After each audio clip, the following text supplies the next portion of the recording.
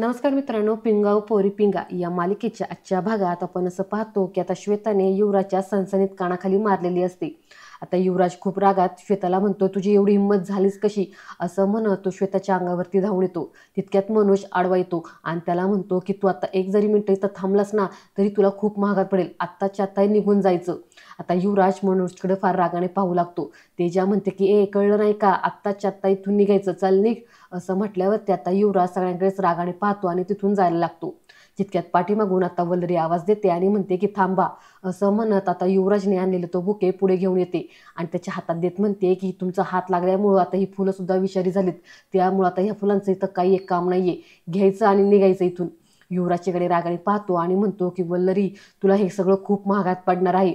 वल्लरी म्हणते, एकदा सांगितलेलं कळत नाही का, तुमच्या ह्या पोकळ धमक्यांना आम्ही भीक घालत नसतो, चला निघा इथनं, असं म्हटल्यावरती आता युवराज रागात तिथून निघून जातो. त्यानंतर आता आपण असं पाहतो की पिंगा गर्ल सगळ्याजणी गप्पा मारत बसलेली असतात. वल्लरी श्वेताला म्हणते की तुम्ही त्यांना चांगलीच अद्दल घडवलीत. तेव्हा श्वेता म्हणते, खरं तर मला आधी खूप भीती वाटली होती, पण वल्लरीला असं बोलताना बघितलं आणि माझ्यामध्ये हिंमत आली, त्यामुळंच मी त्याच्या कानाखाली मारली. तेव्हा तेजा म्हणते की आपण जे काही केलं ना ते योग्यच केलं. आता वल्लरीचं लक्ष प्रेरणाकडे जातं. आता प्रेरणा मात्र एकदम शांत बसलेली असते. ती तेजाला आणि श्वेताला खुणवते. आता तेजा आणि श्वेता प्रेरणाकडे बघतात. त्यांना कळतं की आता प्रेरणा खूप टेन्शनमध्ये आलेली, हिला नक्कीच काहीतरी झालेलं आहे. आता या सगळ्याजणी विचारतात की प्रेरणा काय झालं. प्रेरणा म्हणते की मला खूप भीती वाटते, तो युवराज राजकारणी माणूस आहे आणि तो काही करू शकतो, आपण त्याच्याशी असं वागायला नको होतं, त्याच्याशी पंगा घेऊन आपण खूप मोठी चूक केली आहे. तितक्यात तेजा तिथे येते आणि तिला म्हणते की प्रेरणा, अगं आम्हाला समजते, आपल्याकडे काही पर्याय नव्हता गं तेव्हा. तेव्हा वल्लरी पण प्रेरणाला समजवत म्हणते की प्रेरणाताई, मला माफ करा, माझ्यामुळं तुमचं फूड सेंटर बंद झालं. यावरती प्रेरणा म्हणते की मला त्याचं वाईट वाटत नाहीये गं, मला पण अशा युवराजसारख्या लोकांसोबत काम करायला आवडलंच नसतं, तू कशाला माफी मागतेस. खरंच त्याच्यासारख्या माणसाकडून मला कुठल्याही प्रकारची मदत नकोय, त्यामुळे जे झालं ते योग्यच झालं. तर श्वेता म्हणते की प्रेरणा म्हणते ना ते अगदी बरोबर आहे, तो माणूस खूप भयानक आहे, तो काही करू शकतो, मलाही त्याची खूप भीती वाटते.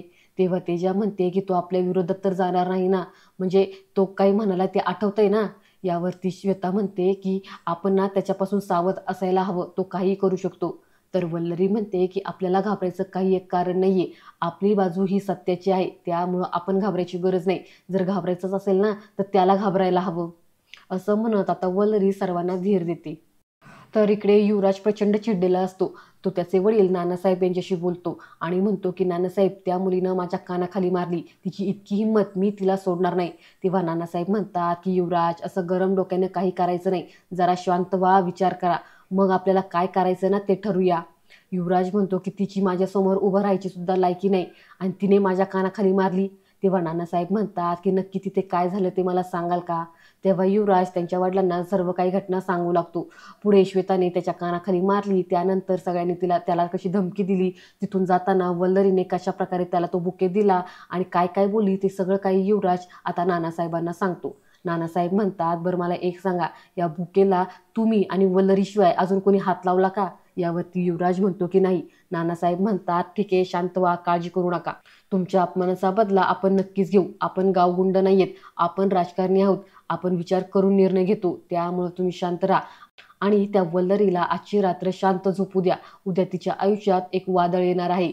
हे ऐकल्यावरती युवराज मात्र खुश होतो. त्यानंतर आता आपण असं इकडे पाहतो की प्रेरणा ही खूप शांत शांत बसलेली असते.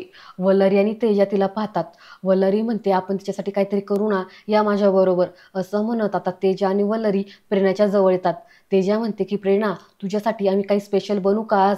प्रेरणा म्हणते, आता हे काही नवीन. वल्लरी म्हणते की तुम्हाला पावभाजी आवडते ना, आम्ही आज पावभाजी बनवतो, आज तुम्ही किचनमध्ये जायचं नाही, आज आम्ही किचनमध्ये जाणार. तेव्हा तेजा म्हणते, हो चालेल ना, आज वल्लरी आणि मी स्वयंपाक बनवणार, वल्लरीला मी मदत करणार, काय बनवायचं ना प्रेरणा ते फक्त तू सांग. यावरती प्रेरणा म्हणते, कशाला उगाचच त्रास करून घेतायत, कशाला उगाचच वल्लरी तू दमतेस, तुझी एक्झाम आहे ना, जा तू अभ्यास कर. तेजा म्हणते की तुला काय वाटतं, मी किचनमध्ये जाणार आहेस म्हणून तू घाबरलीस का, काळजी करू नकोस, मी काही बनवणार नाहीये, सगळं काही आपल्या शेफ मॅडम बनवतील, आपली वल्लरी बनवेल, सगळं काही बनवेल ती, मी फक्त तिला मदत करेल. तेव्हा वल्लरी म्हणते की हो प्रेरणाताई, तुम्ही काळजी करू नका, सगळं काही मीच बनवणार आहे, तुम्हाला काय खायचं ना तितकं फक्त सांगा. प्रेरणा म्हणते, त्यापेक्षा मी तुम्हाला काही सुचू का, आपण असं करूया ना, आपण बाहेरूनच जेवण ऑर्डर करूया, आज किचनमध्ये कुणी जायचं नाही, आज किचनला सुट्टी. तेजा खुश होते आणि म्हणते हो चालेल, मला चालेल, आयडिया आवडली मला ही, आपण ना बाहेरूनच काहीतरी मागूया, काय मागवायचं, मोमो पिझ्झा असं म्हणत आता ह्या चर्चा करू लागतात. पुढे त्या मिठूला पण म्हणतात की मिठू तुला काय खायचं ग. प्रेरणा म्हणते की तिचा आवडीचा पिझ्झा, दुसरं काय खाणार ती, असं म्हणत आता ह्या हसू लागतात. तेजा म्हणते चला मी अंघोळ करून लगेच आले, असं म्हणत आता तेजा अंघोळीला जाणार तर तितक्यात श्वेता हातामध्ये बकेट घेऊन येते आणि म्हणते की पाणी नाहीये. तर तेजा आश्चर्यानेच म्हणते काय सांगतेस अगं, पाणी नाहीये का बरं, आता आपल्याला सांगावं लागेल. तर श्वेता म्हणते की हो पाणी नाहीये, असं म्हणत श्वेता आता पाणी नाही यावरती गाणं म्हणू लागते. तर आता या बाकीच्या पिंगा गर्ल्स सुद्धा श्वेताला साथ देतात आणि तिच्यासोबत पाणी नाही असं म्हणत त्या गाणं म्हणू लागतात. खरंच मित्रांनो, पिंगा गर्ल्सला असे एकत्र येऊन हसताना आनंदी होताना पाहून आपल्यालाही फार छान वाटतं. कितीतरी दिवसांनी आजच्या या एपिसोडमध्ये यांनी अजिबात रडगाणं दाखवलं नाहीये. आजचा हा भाग यांनी खूप छान आणि पॉझिटिव्ह दाखवलेला आहे. पण आता पुढे यांच्या आयुष्यात खूप मोठं वादळ येणार आहे ह्याची मात्र कल्पना यांना अजिबात नाहीये. ते काही का असना पण आत्ताचा मुवमेंट ह्यांनी मात्र खूप छानपैकी एन्जॉय केलाय. ते पाहून आपल्याला सुद्धा फार भारी वाटतं. असो चला पुढे काय होतं ते पाहूया. थोड्या वेळानंतर आता श्वेता आणि तेजा मिठूला म्हणत असतात की मिठू तू आंघोळ केलीस की किती छान दिसतेस ग, किती गोड दिसतेस, भावली दिसतेस. श्वेता म्हणते अगं पावडर लाव ना तिला. तेजा म्हणते अगं पावडर काय म्हणतेस, ती एक आर्टिस्ट आहे, पावडर वगैरे ती लावत आहे, ती कॉम्पॅक्ट लावते. तर श्वेता म्हणते की हो तेच ते, दे इकडे कॉम्पॅक्ट, असं म्हणत आता तिच्याकडून कॉम्पॅक्ट घेते आणि ती मिठूला लावू लागते. परत मिठूचं कौतुक करत म्हणते की मिठू किती सुंदर दिसतेस ग तू, किती भावली छान दिसतेस. तेजा पण मिठूचं कौतुक करते. पुढे श्वेता म्हणते की थांब तिला ना काळं टीट लावते, असं म्हणत आता काजळ घेते आणि तिला गालावरती टिक्का लावते. आता तेजा हसते आणि म्हणते की अगदी ना वल्लरीसारखी दिसते ही. श्वेता म्हणते हो का, असं म्हणत आता श्वेता एक काजळचा टिपका ही तेजाच्या गालावरती लावते आणि म्हणते आता तू पण वल्लरीच दिसते. तर आता तेजा म्हणते हो का, असं म्हणत आता ती सुद्धा श्वेताच्या गालावरती एक काळा टिपका लावते आणि म्हणते की आता तू सुद्धा वल्लरी दिसते. असं म्हणत ह्या दोघी जणी हसू लागतात. तेजा म्हणते चला मी एक सेल्फी घेते. आता सेल्फी घेत असताना तिथे प्रेरणा येते आणि म्हणते काय ग का अशा खिदळतात येत. पुढे प्रेरणा पाहते की तेजाच्या गालावरती काळा टिपका आहे. ती म्हणते स्वामी हे काय. तर तेजा म्हणते की काय नाही ग, आम्ही वल्लरी वल्लरी खेळतोय. श्वेता म्हणते की हो आता तू सुद्धा खेळायचंय आमच्यासोबत, असं म्हणत श्वेता तिच्या गालावरती एक काळा टिपका लावते. आता ह्या तिघी जणी मस्ती करत असतात. तर दुसरीकडे आपण असं पाहतो की नानासाहेब मीरा इन्स्पेक्टरला बोलून घेतात आणि म्हणतात काय मीरा मॅडम, मिथिला मानेची केस कुठपर्यंत आली, तुम्ही काहीच हालचाल करत दिसत नाहीयेत. यावरती मीरा इन्स्पेक्टर म्हणतात की आम्ही चौकशी करतोय. पुढे युवराज संदेश म्हणून आवाज देतो आणि त्या माणसाला बोलून घेतो. त्याच्याकडे असतो चाकू. आता हा चाकू मिथिलावरती हल्ला केलेला असतो तो असतो. नानासाहेब म्हणतात की हे बघा हे ते शस्त्र आहे ज्याने मिथिलावरती हल्ला केला होता. तेव्हा मीरा इन्स्पेक्टर म्हणतात मग हे तुम्ही लपून ठेवायला हवं ना. नानासाहेब म्हणतात की हे बघा हा बुके, या बुकेवरती वल्लरीचे फिंगरप्रिंट आहेत, तुम्हाला आता पुढे काय करायचं ना हे सांगायला नको.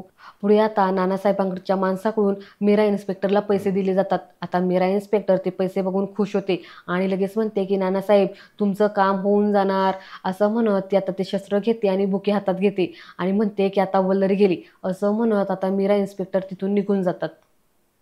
तर इकडे तेजा, श्वेता, प्रेरणा ह्या सगळ्यांची मस्ती चालूच असते. प्रेरणा तर वल्लरीची ॲक्टिंग करत असते की माय व असं झालं तसं झालं, असं म्हणत आता ह्या तिघीजणी मस्ती करतात आणि मोठमोठ्याने हसू लागतात. तितक्यात आता तिथे वल्लरी येते आणि म्हणते माय व आज जरा मला उशीर झाला, माझी एक्झाम आहे ना. तितक्यात आता तिला पाहताच ह्या बाकीच्या तिघीजणी शांत बसतात आणि गालावरती हात ठेवतात. आता वल्लरी त्यांना पाहते आणि म्हणते काय झालं, तुम्ही असे गालावर का हात ठेवलाय बरं, हात काढा बरं. तेजा म्हणते कुठं काय कुठं काय, असं म्हणत चुकून तिच्याकडून गालावरचा हात बाजूला होतो. ती पाहते की यांच्या गालावरती काळा टिक्का आहे. आता वल्लरी यांच्याकडे जरा रागानेच पाहू लागते. आता या तिघींना वाटतं की वल्लरी चिडणार, पण वल्लरी हसते आणि म्हणते काय तुम्ही पण ना. पुढे म्हणते बरं चला मला उशीर होतोय, मला एक्झामला जायचंय. श्वेता म्हणते ठीक आहे मी लगेच आता तुझ्यासाठी दही साखर घेऊन येते, असं म्हणत आता ती किचनमध्ये जाते आणि दही साखर घेऊन येते. पुढे वल्लरी मिठूच्या जवळ बसते आणि मिठूला म्हणते की मिठू ताई मला बेस्ट ऑफ लक म्हणा ना, मला शुभेच्छा द्या ना, असं म्हणत ती जरा भावुक होते आणि मिठूकडे बघू लागते. आणि आजचा भाग इथे संपतो. पुढील भाग पाहण्यासाठी चॅनलला सबस्क्राईब करा. धन्यवाद.